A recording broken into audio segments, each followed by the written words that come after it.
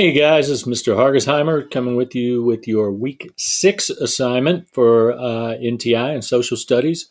You should be finishing up the Indian removal assignment, which was answering the question, how did westward expansion oppress Native Americans?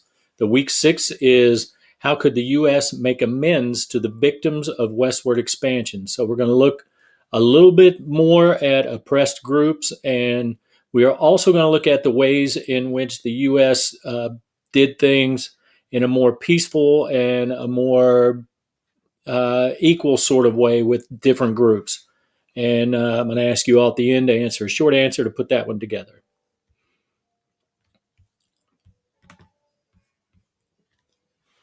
So our procedures are going to be just like last week. I would like you to watch the entire video. I would like you to answer, there will be 5 supporting questions. Answer those in complete sentences. I want you to complete the short answer that occurs at the end of this presentation. And then I will attach a Google Doc to your Google Classroom Social Studies page that will allow you to type right in your answers with the questions, just like we did last week. Excuse me. The standards we're looking at for this week is we're assessing the impact of growth and expansion on resources and economics. We're going to be using quite a few maps, and we're going to try to analyze some of the patterns of people settling, what that meant for different groups, and the causes and effects of westward expansion. So we're going to do a little bit of background on westward expansion. A couple of the topics we're going to hit are going to be things that we covered before, so I'll try to get through those quickly, spend a little bit more time with the things that are newer to you. So we looked at this map before. In 1783, the United States consisted of basically the Northeast, as far west as like Michigan, Wisconsin, Illinois, and on south to Mississippi, Georgia, the Carolinas, Alabama, that area. They added in 1803 the Louisiana Purchase. We're going to add a little bit later, 1820, 1819, 1820, we're going to add Florida. 1845, Texas is going to become a state. We're going to dissolve the British claims on the Oregon country. Mexico is going to lose a big chunk of land in the Mexican War. And then there's going to be a little bit of a purchase at the bottom by a fellow named Gadsden, worked for the government, made a deal with Mexico. So we're going to look at those things today. The topics that I'm going to spend a little bit of time on and ask you questions about are going to be the Louisiana Purchase and Lewis and Clark, Missouri and Florida. I'm going to group those together. The Trail of Tears, the annexation of Texas. We'll spend a little more time on that since it's a newer topic, and what that has to do with the issue of slavery. The Mexican War and what that has to do with California and the surrounding states. The Oregon Territory, the British claims there, and very quickly the Gadsden Purchase. So we'll start with a review of Manifest Destiny. I just want to give you just a very brief review of what that is. It is the belief that the United States was destined or even divinely ordained, which is what the creepy white lady in the middle of the painting represents, that it's God's wish that the whites in the United States, the European settlers, can grow all the way from the Atlantic Ocean to the Pacific Ocean, as far north as the Arctic and as far south as the tropics. The entire continent and the entire hemisphere belong to the people of the United States. And by the people, I guess I mean the government, and I mean the people in power. This notion of manifest destiny, or that it's the divine right of this group of people to take over, is tied directly to ideas like American exceptionalism, which is the idea that if you're an American, you are somehow better. Nationalism, which is the love of country, and a really, really deep belief that the Anglo-Saxon or the white Northern European, excuse me, race is superior to all the other races. So when you're looking at Native Americans, you're looking at enslaved Africans, you're looking at Spanish and their positions in South Central and Central America, and even in Mexico, that and Florida, that the white race is considered to be exceptional or superior to these other races. We would just call it white nationalism today. So I want to start with the Louisiana Purchase. These are pictures of Napoleon and Thomas Jefferson. And the map, the shaded area, the reddish area in the middle is going to be the area that was purchased from France by Jefferson. Jefferson had a belief that the only powers he had as president were powers that were written directly into the Constitution. Now, he was willing to ignore this fact because there's nothing in the Constitution about being able to buy land from another country. So he was willing to ignore this to buy Louisiana from Napoleon. And at the time, France was engaged in a war with Great Britain, which is pretty common for France and Great Britain. So he needed the money, sold it cheap, about 3 cents an acre. And we're talking about an area of land that includes parts of North Dakota, South Dakota, Iowa, Missouri, Arkansas, Louisiana, Oklahoma, Kansas, Colorado, Nebraska, Wyoming, Montana, Minnesota, New Mexico, and Texas. Big area.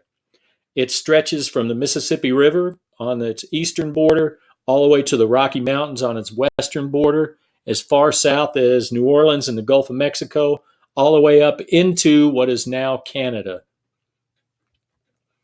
So after Louisiana Purchase was made, Jefferson, in secret, uh, sent Meriwether Lewis and his friend William Clark to explore this newly acquired land, which is the next topic I would like to talk to you about. Lewis and Clark. The people pictured here, we have Sacagawea, York, which is, if you've ever been to this part of downtown Louisville by the river, there's this is where the statue of York is. And this medal at the top is something that Jefferson had Lewis and Clark present to the Native Americans to let them know that he was in charge. So their mission as they went out, they were to explore. They were also to establish trade. Most importantly, to let the Native Americans know that the U.S. government was in charge. And they also were looking for Northwest Passage, which is a water route that would take them all the way from the East Coast to the West Coast. So this would help with shipping and travel if you could just connect some rivers and make it all the way to the Pacific Ocean. Since no one had formally been out there on behalf of the U.S. government before, they had no idea what they would find. Jefferson thought they might find woolly mammoths, which by this time had been long extinct. And even there were rumors that one of the lost tribes of Israel were out there living in the western part of North America.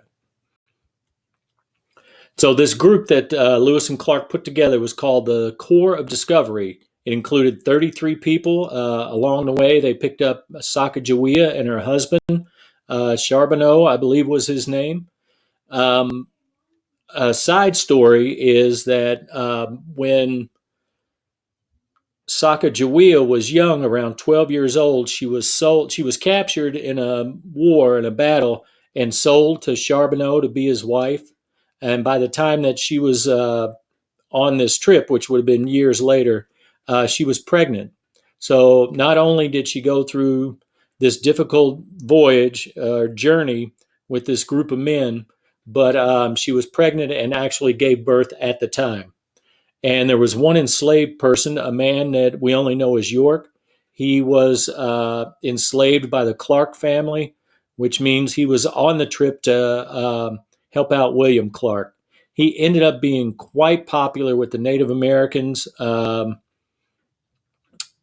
was very valuable as far as their dealings with other people, a hard worker, all those sorts of things. So along their trip, they encountered about 50 tribes. They traded goods with them. They presented them with the Jefferson Indian Peace Medal, which is pictured right under the Lewis and Clark title. And even though they failed to find the Northwest Passage, they did survey from the Mississippi River at St. Louis and just north of that, all the way to the Pacific Ocean. They traveled more than 8,000 miles. They made maps, and they identified and took specimens of at least 120 animals and 200 plant and flower species. So the amount of knowledge that they were able to bring back was quite impressive. But because this land had been purchased, they had part of the downside of this was they had to tell the Native Americans or that Jefferson was their great father or in charge of all of whatever tribe they came across. So, how is the way that the U.S., the supporting question number one, how is the way that the U.S. dealt with France through purchasing the Louisiana territory different than the way they dealt with the Native Americans, who they came out, traded with, presented coins, and said, we're in charge now, basically? Missouri and Florida. I'm lumping these two together just to make things a little bit easier. We're going to get into this what happens in Missouri a little bit more when we talk about the causes of the Civil War. But in Missouri, in 1819, it became the first state that was created from the Louisiana Purchase. There were debates in Congress about whether Missouri should be a slave state or a free state. So in 1820, Henry Clay of Kentucky, who we've spoken about before, initiated the Missouri Compromise. What that means is Missouri is going to be admitted as a slave state. But to do that, they had to break up Massachusetts, which stretched all the way into Maine, into two separate parts. So now Maine is separate from Massachusetts, and it is a free state. And there's a line, you'll see it on there, that runs right above the Arkansas Territory and right at the southern end of Missouri. It's the 3630 parallel, and part of the compromise is that in the future, this line, this parallel going across the North America would separate free states from slave states. Florida, we spoke a little bit about with Jackson, so I won't spend too much time on Florida. It was colonized by the Spanish beginning in St. Augustine around 1565. Spain had issues with other countries over the couple of centuries up until where we are. And so there were disputes over what the boundaries were. Spain had trouble holding on to it militarily and having much influence in that area.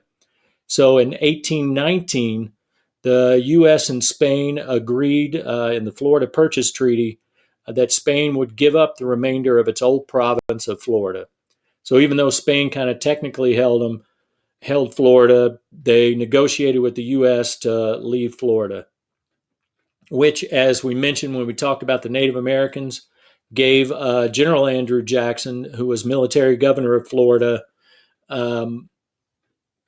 free reign basically to attack and burn Seminole villages and try to run out the Seminole Nation, try to get them to leave or extinguish all of them. This would have been the first of the Seminole Wars. So question number two is much like question number one. How is the way in which the U.S. dealt with Spain and the way it dealt with the Native American tribes in this example, the Seminoles, how are those things different? And the reason we're looking at differences and a little bit later similarities is when you have to compare at the end of this for the short answer how they could have dealt with some of these groups, Native Americans, enslaved people, Mexicans, how they could have done that differently. So the next part I want to talk about is the Trail of Tears. We have spoken about this, so I will be kind of brief on this one since it's part of what is now the end of this week's work. There was a forced relocation in the 1830s of the Cherokees, which included of several Indian tribes, which included primarily the Cherokee, the Creek, the Chickasaw, the Choctaw, and the Seminoles, known as the five civilized tribes, and a few other Indian nations that were in the southeastern part of the United States. They moved them across the Mississippi into what is now modern day Oklahoma. You can see in the map the large area they moved from to the relatively small area that they moved to. So approximately 100,000 people were forced out. About 15,000 died, some of them from malnutrition, some of them from exhaustion, having to make the long journey, often on foot. Some of them to exposure to the elements, whether it's rain, cold, the heat. Diseases like smallpox, malaria, measles, cholera, whooping cough, the flu, and pneumonia were also pretty rampant, causing uh, probably 15%, which would be the 100,000 and the 15,000 died, about 15% of the people dying along the way. This is a quote from a reporter who only identifies as an observer from Maine, but he was along on the Trail of Tears.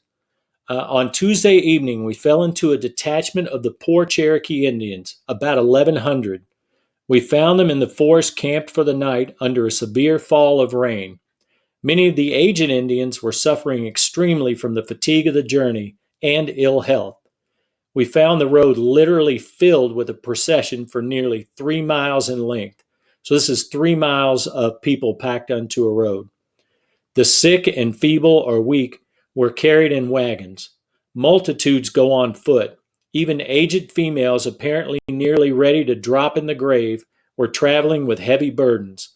If you remember, we're talking about the Native Americans when they were forced to leave areas, they could only take what they carried with them. On the sometimes frozen ground with no covering for feet, they buried 14 or 15 at every stopping place. So every place they would stop to rest with this group, by the time they would stop to rest, 14 or 15 more people would have died.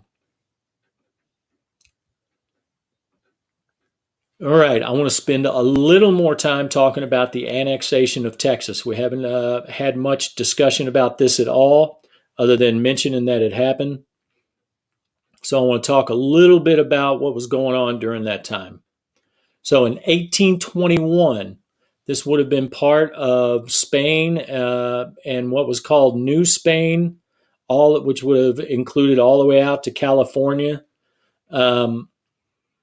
Mexico won their independence from Spain. They drove Spain out in 1821, and they wanted Americans to settle in the Texas territory. And when they wanted settlers to come in, they wanted them to become Mexican citizens. They wanted them to learn Spanish, and they also wanted them to convert to Catholicism. So it didn't matter what race they were to begin with. They wanted them to become good Mexican citizens.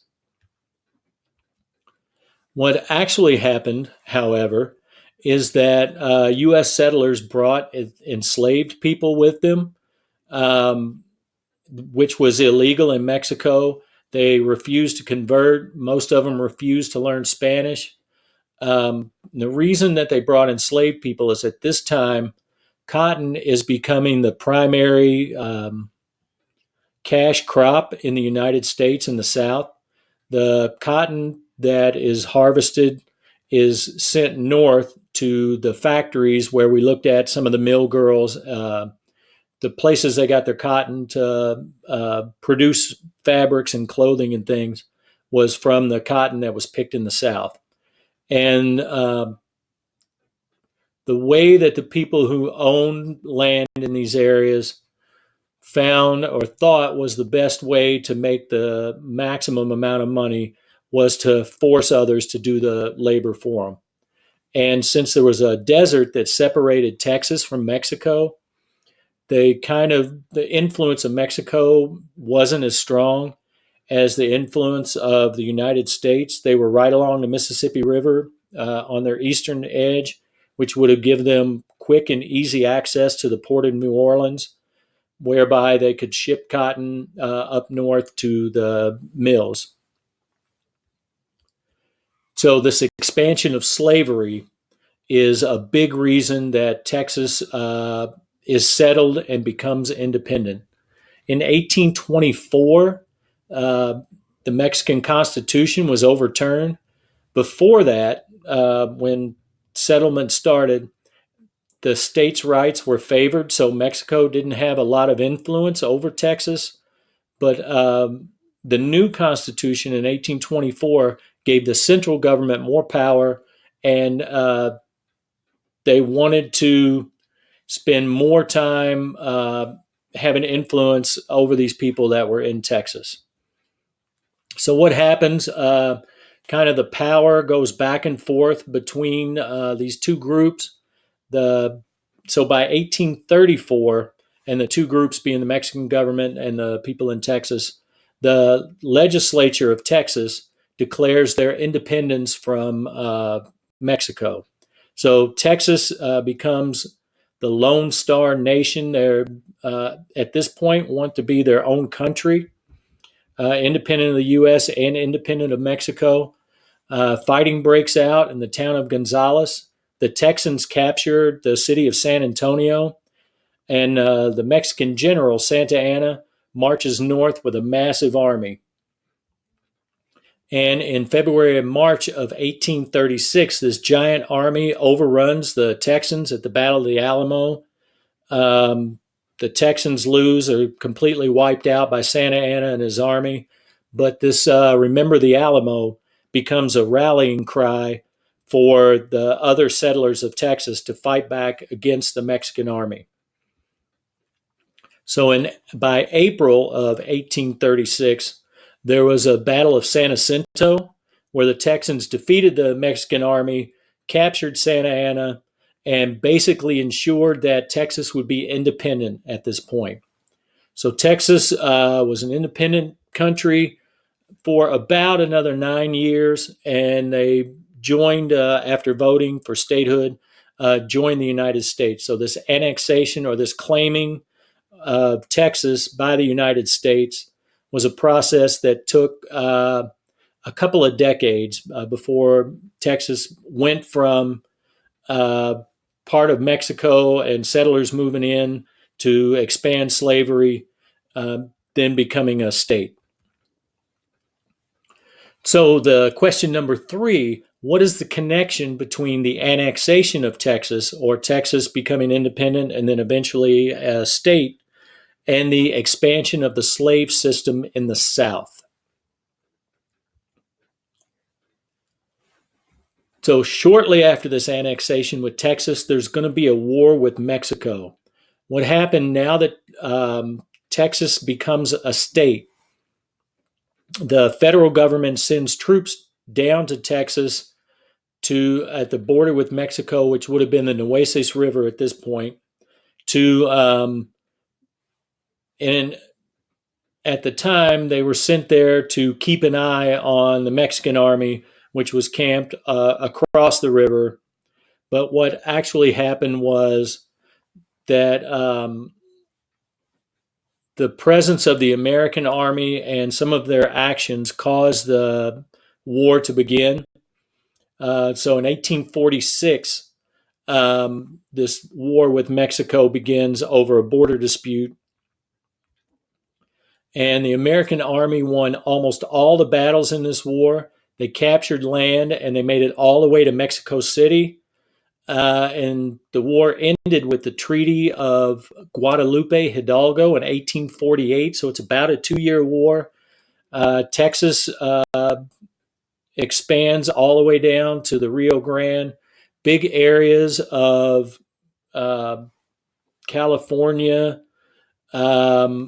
and the surrounding states are sold by Mexico to the United States. So there's a treaty that ends the war, and then there's some payment for these states.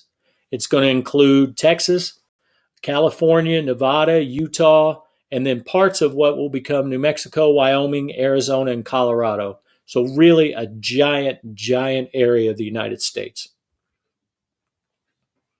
So supporting question number 4: Through what two methods did the U.S. add land during the war with Mexico? So, in what two ways did they add land? And we'll talk briefly about Oregon. If you see the line that says British Treaty Line, that goes right through the middle of the Oregon country. We're going to talk about that line, and we're also going to talk about what's known as the 5440 line, which is right at the top of that purplish Oregon country state area territory place. So there was a proposal by President Tyler to divide the country along the 49th parallel. The Americans were not happy with that. They thought that they should own all of the Oregon country, and they wanted it all the way up to the Alaska line, which you see where it says Russian Alaska, the 5440 line. So what happens is in 1845, James K. Polk, who is running for president on the slogan 5440 or fight, gets elected by promising a war against the British if they don't get the territory of Oregon all the way up to the top of that 5440 line that runs up to Russian Alaska. So Polk gets elected and immediately, instead of fighting a war, accepts a compromise treaty that splits Oregon between the United States and Britain at the 49th parallel, which is the current line, where it says British Treaty Line, I think it says, that cuts right through the middle of the Oregon country. So through a treaty with Great Britain and not a war and not a storming of troops, the Oregon country becomes part of the United States, the bottom half of it. And that takes us to the last topic for this, the Gadsden Purchase. It is a very small area in the bottom of the New Mexico territory. The north end of it is along a river, which the Mexican government claimed was the southern end of that area. And the United States, in order to build a railroad, wanted the area beneath that, south of the river. And again, this is without concern for the Native Americans who happened to be living there at the time. So in 1854, there was an agreement between the U.S. and Mexico. So again, we're looking at a treaty or an agreement. The U.S. pays Mexico $10 million for this giant area that is part of Arizona and New Mexico. In 1853, that's the disputed territory I was talking about. The Mexican president, Santa Anna, who you remember from the annexation of Texas, sent troops. But instead of sending troops, Franklin Pierce sent in the U.S. minister to Mexico, a man named James Gadsden, to negotiate instead of fight. So Gadsden renegotiated a border that provided the route for the Southern Railroad and said that the U.S. no longer had any obligation to help Mexico fight against the Native Americans who lived down there. And it also settled any money claims that the countries may have owed each other due to territories moving spots. So again, it's an agreement and a treaty and not a war. So our fifth and final supporting question: how are the ways in which the U.S. dealt with the British in the Oregon Territory and Mexico through the Gadsden Purchase similar? So what we've done for these 5 questions and the topics we've looked at is we've gotten an idea of different ways in which the U.S. government has dealt with different groups. So for our short answer question, how could the U.S. make amends to the victims of westward expansion? What I would like you to do is describe how an affected group was treated.